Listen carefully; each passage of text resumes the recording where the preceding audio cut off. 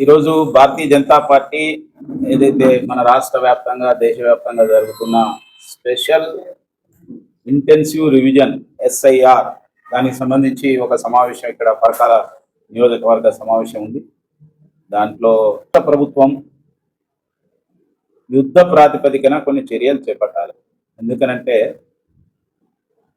రాష్ట్రంలో దేశంలో ఒక పెద్ద ప్రమాదం రాబోతున్నది అని ఒక పేరుతోని సముద్రంలో ఏర్పడే ఒక మార్పుల కారణంగా ఈసారి వర్షపాతం పెద్ద ఎత్తున లోటు రాబోతుంది. ఇది కూడా ఇవాళ శాస్త్రజ్ఞులు కూడా చెప్పలేని పరిస్థితి ఉంది.